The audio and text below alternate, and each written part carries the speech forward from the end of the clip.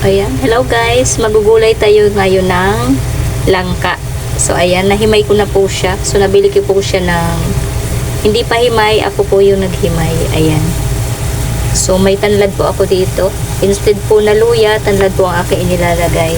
Meron din po ako ditong taba ng baboy. Ayan. So palabasin po muna natin yung mantika para hindi masyadong mamantika. Ayan, para matanggal yung mantika niya.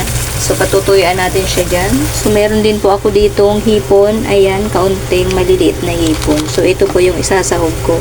Ito yung aking bawang sibuyas at sili. So antayin po natin yung ating taba na maluto. Gawin po muna natin siyang chicharon.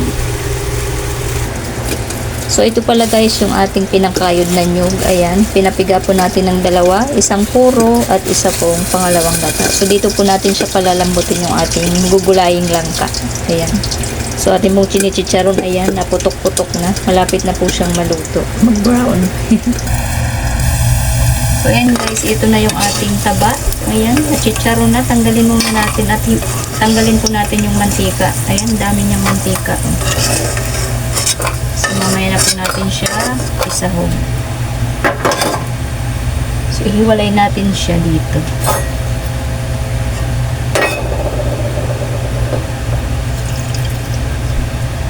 Ayan. Init. So, dito na po natin ilalagay yung ating pangalawang gata. Napagpapalambutan po nung ating langka. Yung gulay po natin langka. Ayan.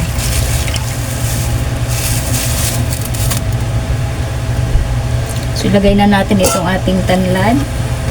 Yung ating pong pansahog na hipon. At yung ating mga ricado. Ayan. So, ganyan lang. Kuluin na natin siya dyan, guys.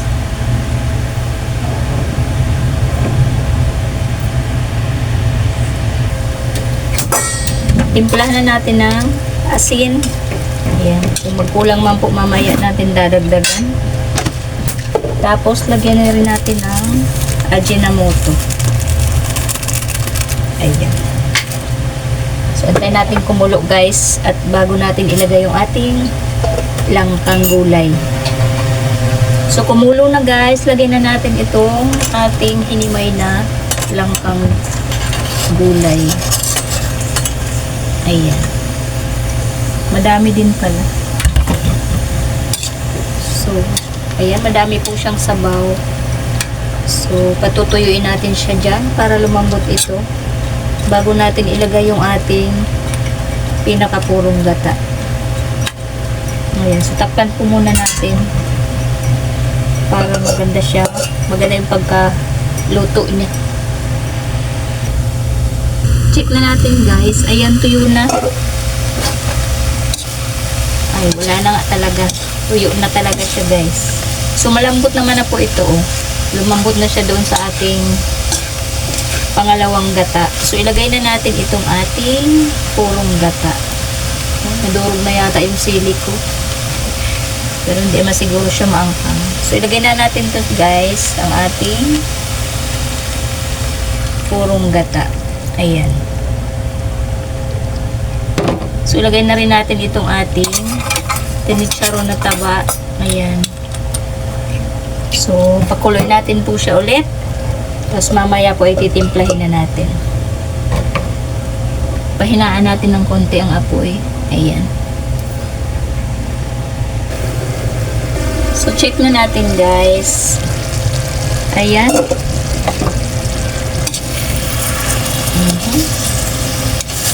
Nag-ubas na rin siya.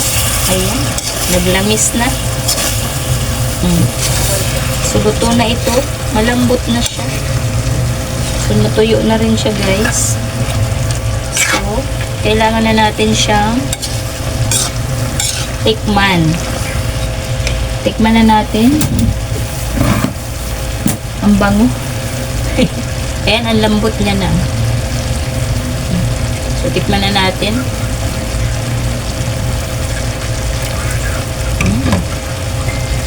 Sarap. Pero matabang kong konti. Dagdag kayo ng kaunting asin. Ay, sarap.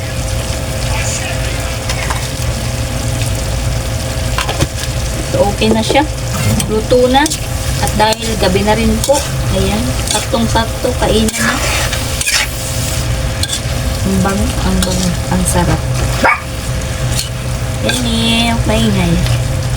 So, ayan, luto na guys. Ayan yung ating mga taba-taba, ang hipon. So, hindi na natin siya masyadong patutuyuin dahil luto naman na po yung ating pangalawang gata.